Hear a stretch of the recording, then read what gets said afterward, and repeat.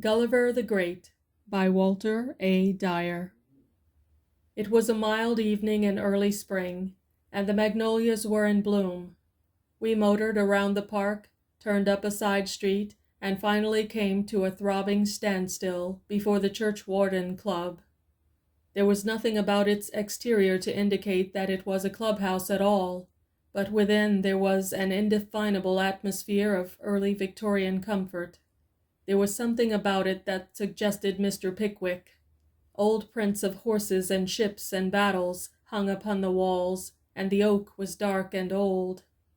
There seemed to be no decorative scheme or keynote, and yet the atmosphere was utterly distinctive. It was my first visit to the Churchwarden Club, of which my quaint, old-fashioned Uncle Ford had long been a member, and I was charmed. We dined in the Rathskeller, the walls of which were completely covered with long churchwarden pipes arranged in the most intricate and marvelous patterns, and after our mutton chops and ale and plum pudding, we filled with the choicest of tobaccos the pipes which old Major Domo brought us. Then came Jacob R. Enderby to smoke with us. Tall and spare he was, with long, straight black hair, large aquiline nose, and piercing eyes. I disgraced myself by staring at him.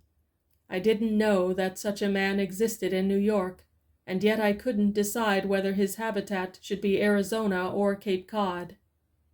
Enderby and Uncle Ford were deep in a discussion of the statesmanship of James G. Blaine when a waiter summoned my uncle to the telephone.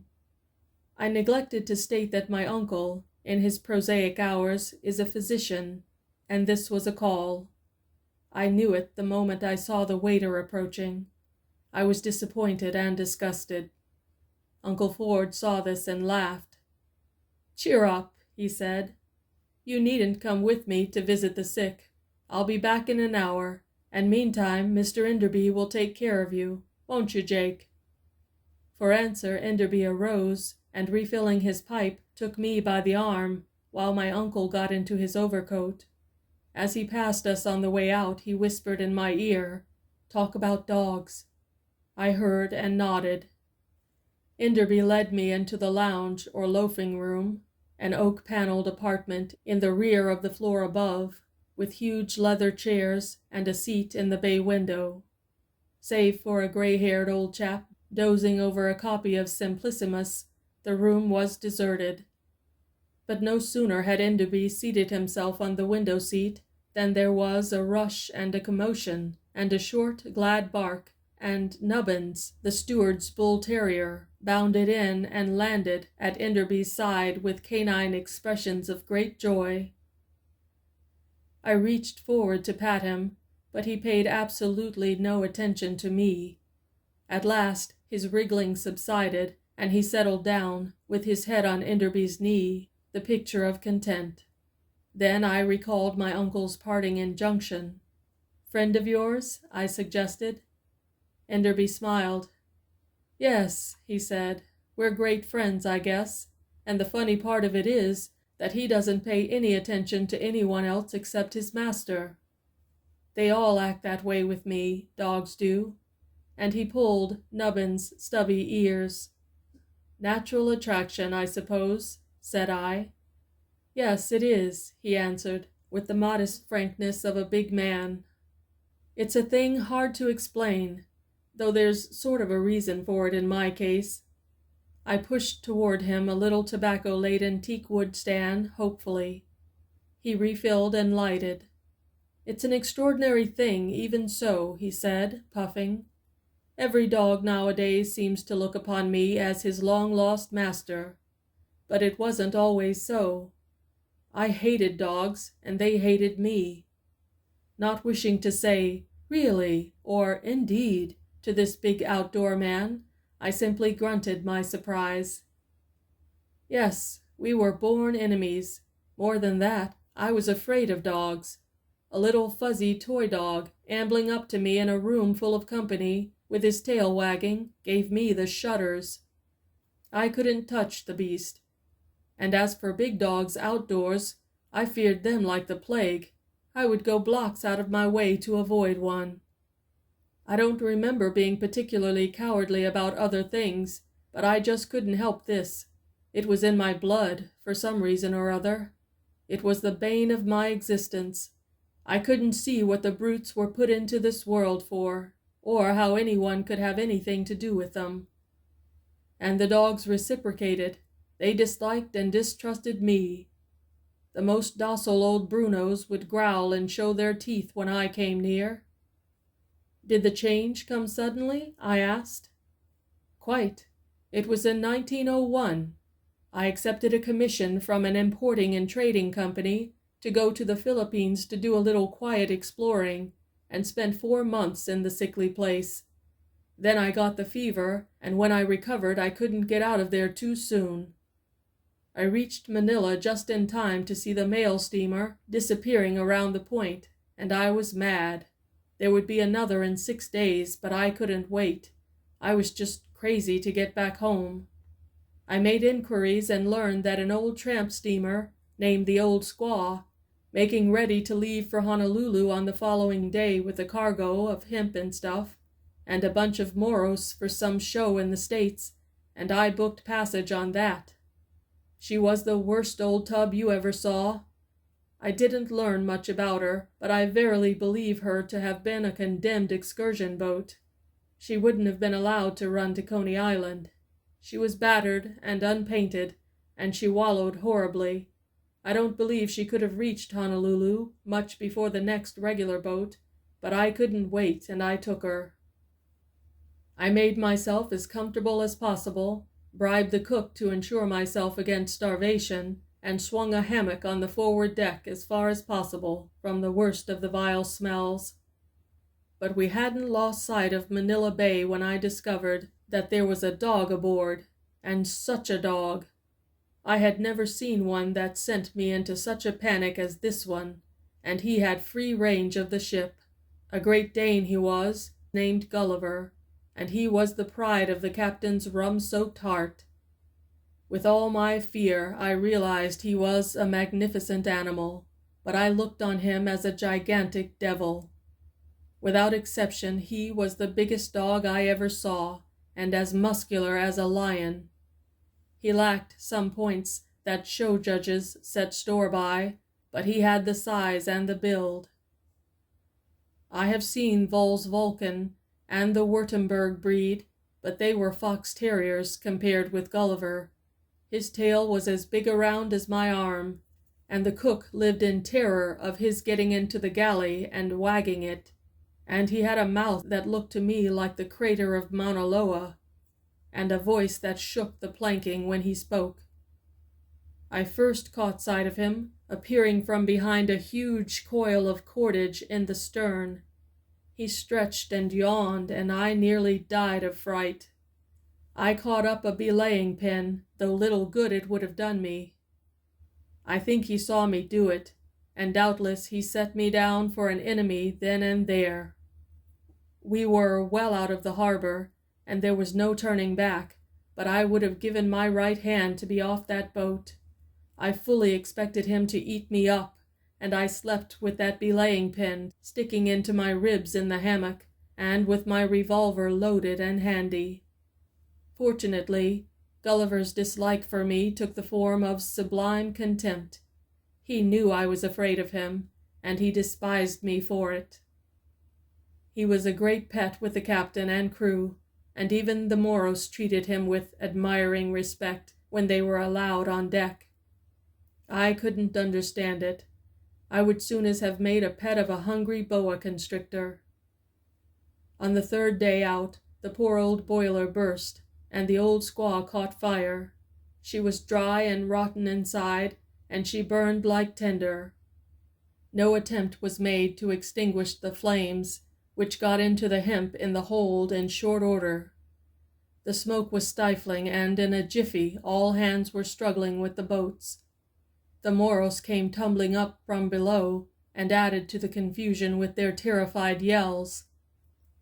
The davits were old and rusty, and the men were soon fighting among themselves. One boat dropped stern foremost, filled, and sank immediately. and the old squaw herself was visibly settling. I saw there was no chance of getting away in the boats, and I recalled a life raft on the deck forward near my hammock. It was a sort of catamaran, a double platform on a pair of hollow, watertight, cylindrical buoys. It wasn't 20 feet long and about half as broad, but it would have to do.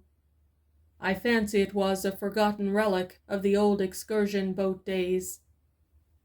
There was no time to lose, for the old squaw was bound to sink presently. Besides, I was aft with the rest, and the flames were licking up the deck and running gear in the waist of the boat. The galley, which was amidships near the engine room, had received the full force of the explosion, and the cook lay moaning in the lee scuppers, with a small water cask thumping against his chest. I couldn't stop to help the man, but I did kick the cask away. It seemed to be nearly full, and it occurred to me that I should need it. I glanced quickly around, and luckily found a tin of biscuits that had also been blown out of the galley. I picked this up, and rolling the cask of water ahead of me as rapidly as I could, I made my way through the hot, stifling smoke to the bow of the boat. I kicked at the life raft.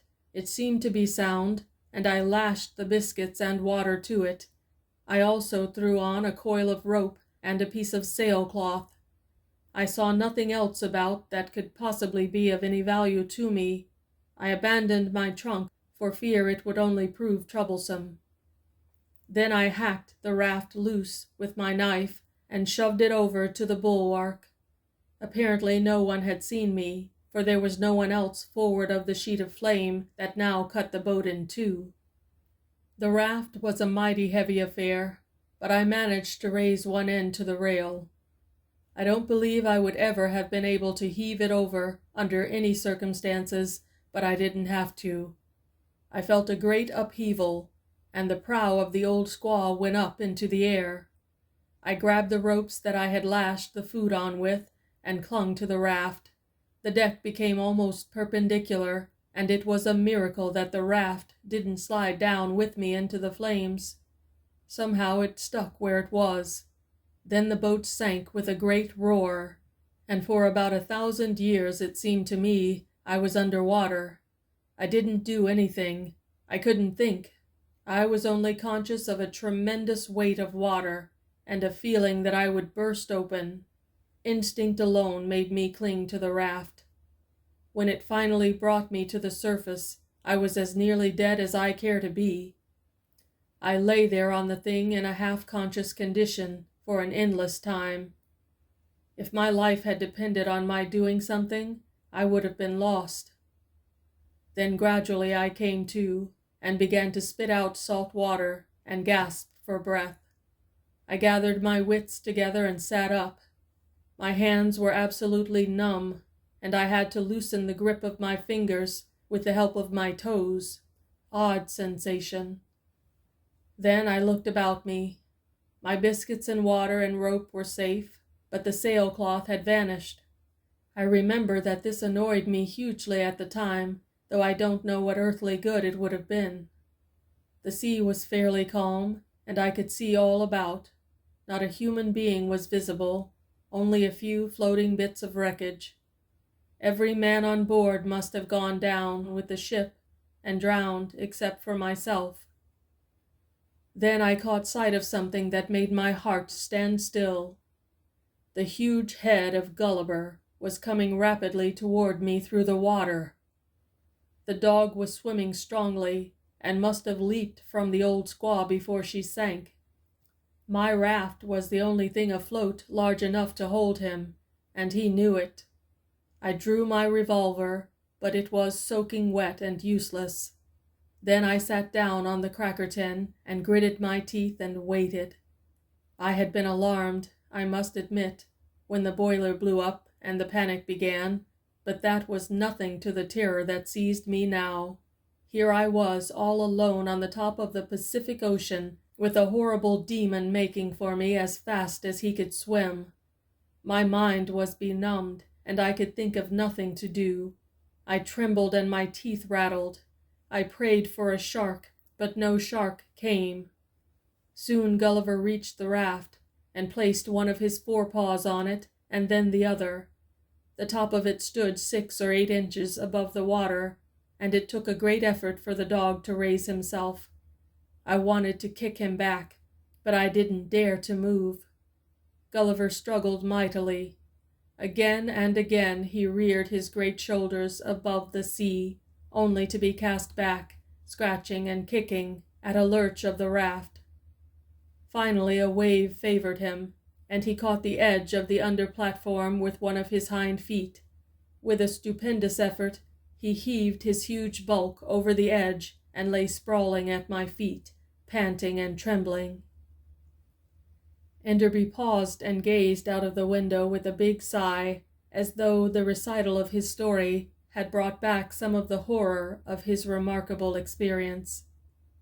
Nubbins looked up inquiringly, and then snuggled closer to his friend, while Enderby smoothed his white head. "Well," he continued, "there we were. You can't possibly imagine how I felt unless you, too, have been afflicted with dog fear. It was awful, and I hated the brute so.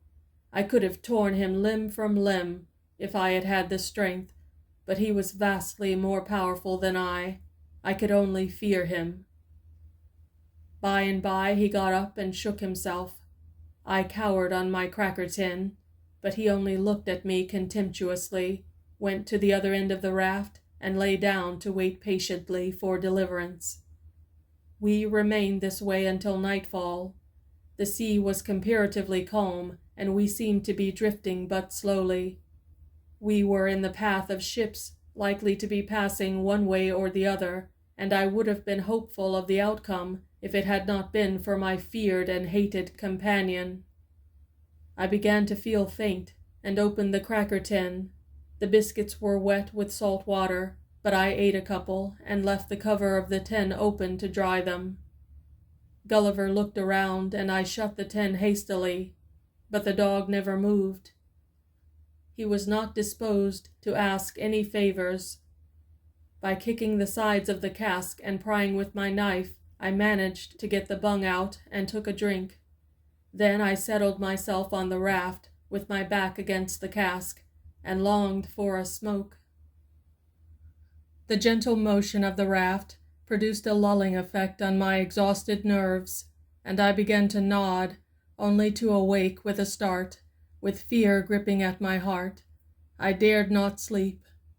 I don't know what I thought Gulliver would do to me, for I did not understand dogs, but I felt that I must watch him constantly. In the starlight I could see that his eyes were open. Gulliver was watchful too. All night long I kept up a running fight with drowsiness. I dozed at intervals, but never for long at a time. It was a horrible night, and I cannot tell you how I longed for day and welcomed it when it came. I must have slept toward dawn, for I suddenly became conscious of broad daylight. I roused myself, stood up, and swung my arms and legs to stir up circulation, for the night had been chilly. Gulliver arose too, and stood silently watching me until I ceased for fear. When he had settled down again, I got my breakfast out of the cracker tin. Gulliver was restless, and was evidently interested. He must be hungry, I thought. And then a new fear caught me. I had only to wait until he became very hungry, and then he would surely attack me. I concluded that it would be wiser to feed him, and I tossed him a biscuit. I expected to see him grab it ravenously, and wondered as soon as I had thrown it if the taste of food would only serve to make him more ferocious. But at first he would not touch it. He only lay there with his great head on his paws and glowered at me. Distrust was plainly visible in his face. I had never realized before that a dog's face could express the subtler emotions. His gaze fascinated me, and I could not take my eyes from his. The bulk of him was tremendous as he lay there, and I noticed the big, swelling muscles of his jaw. At last he arose, sniffed suspiciously at the biscuit, and looked up at me again. "It's all right. Eat it," I cried. The sound of my own voice frightened me. I had not intended to speak to him, but in spite of my strained tone, he seemed somewhat reassured. He took a little nibble, and then swallowed the biscuit after 1 or 2 crunches, and looked up expectantly. I threw him another, and he ate that. "That's all," I said. "We must be sparing of them." I was amazed to discover how perfectly he understood. He lay down again and licked his chops. Late in the afternoon, I saw a line of smoke on the horizon, and soon a steamer hove into view. I stood up and waved my coat frantically, but to no purpose. Gulliver stood up and looked from me to the steamer, apparently much interested. "Too far off," I said to Gulliver. "I hope the next one will come nearer." At midday I dined and fed Gulliver. This time he took the 2 biscuits quite without reserve, and whacked his great tail against the raft. It seemed to me that his attitude was less hostile, and I wondered at it. When I took my drink from the cask, Gulliver showed signs of interest. "I suppose dogs get thirsty too," I said aloud. Gulliver rapped with his tail. I looked about for some sort of receptacle, and finally pulled off my shoe and filled it with water and shoved it toward him with my foot. He drank gratefully. During the afternoon I sighted another ship, but it was too distant to notice me. However, the sea remained calm, and I did not despair. After we had had supper, I settled back against my cask, resolved to keep awake, for still I did not trust Gulliver. The sun set suddenly, and the stars came out, and I found myself strangely lonesome. It seemed as though I had been alone out there on the Pacific for weeks. The miles and miles of heaving waters, almost on a level with my eye, were beginning to get on my nerves. I longed for someone to talk to, and wished I had dragged the half-breed cook along with me for company. I sighed loudly, and Gulliver raised his head. "Lonesome out here, isn't it?" I said, simply to hear the sound of my own voice. Then, for the first time, Gulliver spoke. He made a deep sound in his throat, but it wasn't a growl, and with all my ignorance of dog language, I knew it. Then I began to talk. I talked about everything, the people back home and all that, and Gulliver listened. I know more about dogs now, and I know that the best way to make friends with a dog is to talk to him. He can't talk back, but he can understand a heap more than you think he can.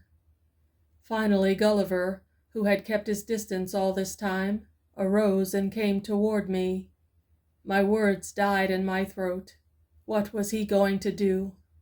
To my immense relief, he did nothing but sink down at my feet with a grunt and curl his huge body into a semicircle.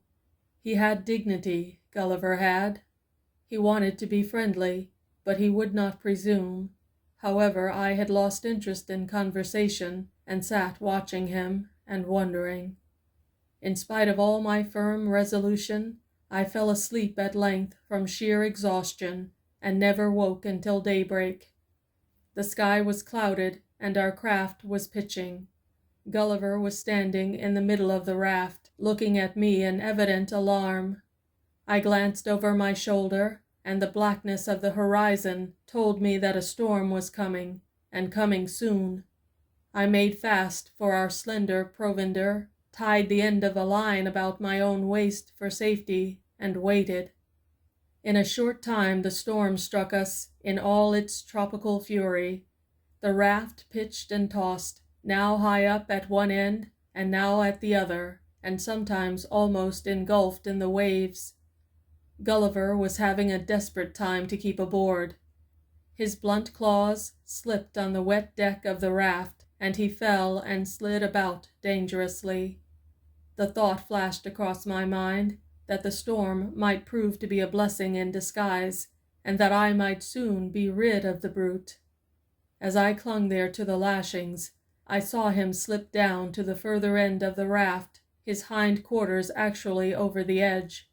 A wave swept over him, but still he clung, panting madly. Then the raft righted itself for a moment, and as he hung there, he gave me a look I shall never forget, a look of fear, of pleading, of reproach, and yet of silent courage, and with all my stupidity I read that look. Somehow it told me that I was the master, after all, and he the dog. I could not resist it. Cautiously I raised myself and loosened the spare rope I had saved. As the raft tipped the other way, Gulliver regained his footing and came sliding toward me. Quickly I passed the rope around his body, and as the raft dived again, I hung on to the rope with one hand, retaining my hold with the other. Gulliver's great weight nearly pulled my arm from its socket, but he helped mightily, and during the next moment of equilibrium, I took another turn about his body and made the end of the rope fast. The storm passed as swiftly as it had come, and though it left us drenched and exhausted, we were both safe. Again and again, Gulliver gave voice, deep, full, powerful. That evening, Gulliver crept close to me as I talked, and I let him. Loneliness will make a man do strange things. On the 5th day, when our provisions were nearly gone, and I had begun to feel the sinking dullness of despair, I sighted a steamer apparently coming toward us. Instantly I felt new life in my limbs and around my heart, and while the boat was yet miles away, I began to shout and to wave my coat. "I believe she's coming, old man," I cried to Gulliver. "I believe she's coming." I soon wearied of this foolishness and sat down to wait. Gulliver came close and sat beside me, and for the first time I put my hand on him.